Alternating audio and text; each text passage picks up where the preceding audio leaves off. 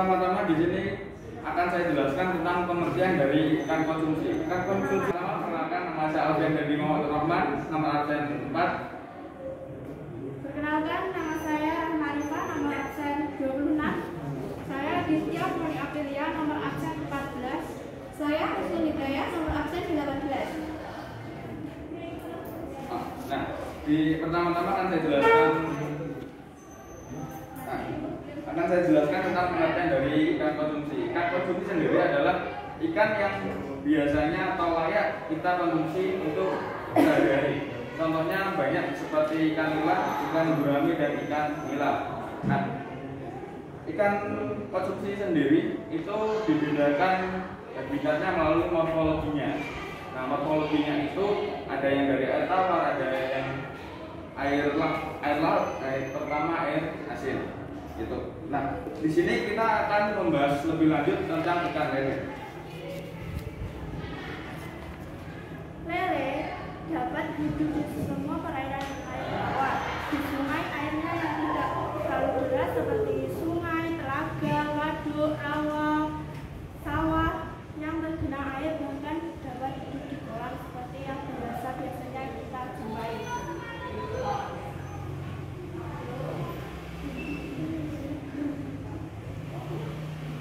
Yang kedua adalah cara budidaya ikan lele.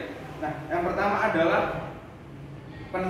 persiapan pembuatan kolam. Persiapan pembuatan kolam itu bisa dari terpal ataupun dibuat dari semen. Nah, yang perlu diperhatikan itu adalah kedalaman dari kolam tersebut. Karena apa? Karena jika jika kurang dalam itu suhu pada air itu akan tinggi. Jadi ikan lele itu akan mati. Untuk ikan lele itu kisaran pada suhu 20 hingga 28 derajat Celcius. Nah, setelah dari kolamnya itu dalam, kita harus menunggu dulu selama kurang lebih 5 hari untuk menunggu tumbuhnya seperti lumut, seperti plankton, untuk membuat kolam itu lebih secara alam, tumbuh secara alam. Gitu. Yang kedua yaitu pembenihan. Yang pertama, memilih bibit unggul. Umumnya proses pencarian bibit unggul dapat kita beli langsung ke penjual atau melalui pembenihan langsung. Dan untuk harga benih ikan lele ini biasanya mulai dari Rp150 per ekor, kecil sangat segini paling tidak ya, sampai yang ukurannya ya segini atau gini, itu harganya 400, tergantung dengan ukuran ikan lele yang kita pesan. Jika ikan lelenya masih sangat kecil tadi ya, di bawah Rp400. Jika lelenya lebih besar, itu bisa mencapai lebih dari Rp400 per ekornya. Yang ketiga adalah pemeliharaan. Dalam pemeliharaan kita harus memperhatikan pengelolaan air. Air kolam ikan lele harus diganti apabila sudah memasuki masa panen. Kalau diganti sebelum panen, ada potensi akan menghambat pertumbuhan. Usahakan mengganti kolam saat pagi atau sore hari supaya tidak terlalu panas. Yang kedua adalah pakan ikan.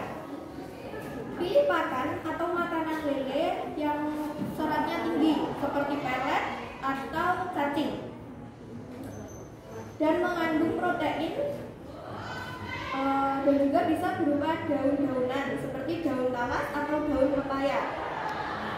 Beri makan ikan lele harus teratur 3 kali sehari. Dan yang ketiga adalah antisipasi hama. Kita bisa menggunakan sekat pembatas untuk mencegah binatang yang asing sewaktu-waktu bisa saja membahayakan ikan lele. Misalnya ayam, burung, ataupun katak. Tapi juga kadang lele bisa memangsa burung. Maksudnya burung. Kan ada gitu. Kalau nggak ditutup, lele bisa apa ya namanya? Oh iya. Soalnya saya pernah lihat, saya pernah punya kolam lele. Nah itu tidak ditutup, paginya dicek ada burung di sana. Ya burungnya ditegur nih, biar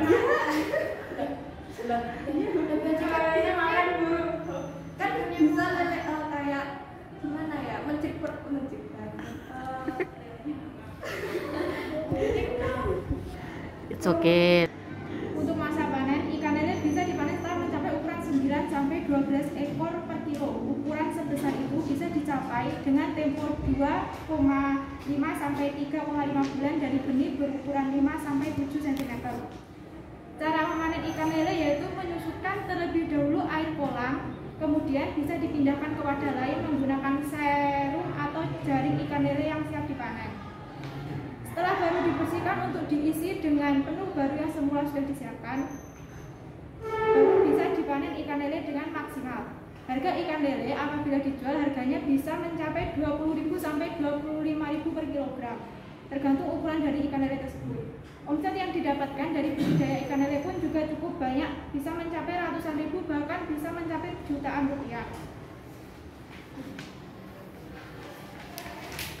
Untuk yang ketiga, tip pembesaran lele agar cepat panen.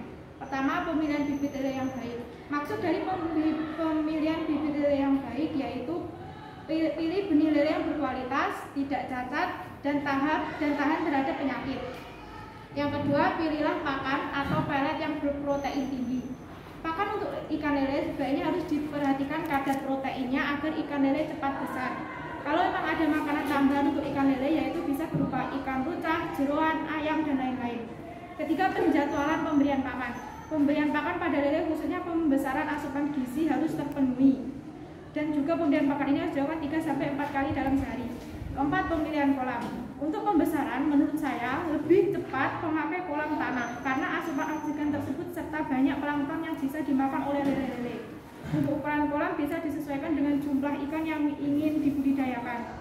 5. Gunakan aerator. Aerator ini sangat berperan dalam pemeliharaan ikan lele.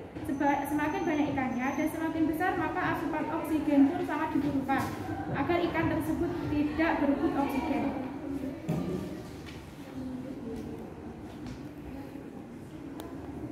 Sekian yang dapat kami sampaikan. Apa ada yang ingin bertanya? Namanya sama nomor. Saya Sudiryo Putra, nomor absen 20. Saya mau bertanya soal cara konsumsinya. Itu maksudnya menggulungnya itu yang paling baik itu seperti apa? Karena ada beda-beda. Nah itu yang paling oke lah, yang paling baik. Oke, rekomendasi.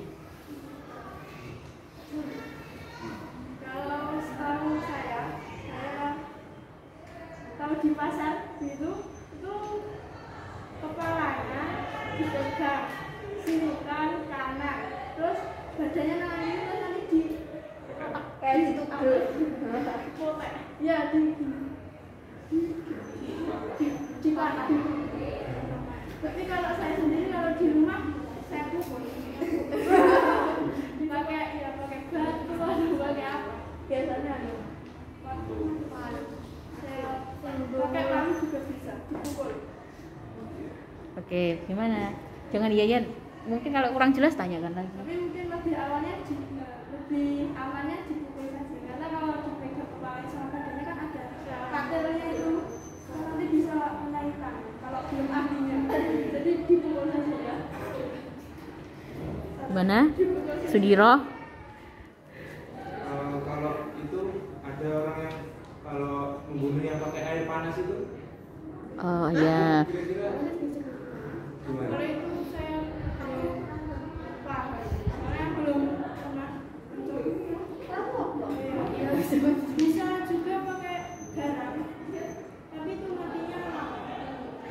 Kasihan ya. Sekian, terima kasih. Assalamualaikum warahmatullahi wabarakatuh. Waalaikumsalam warahmatullahi wabarakatuh.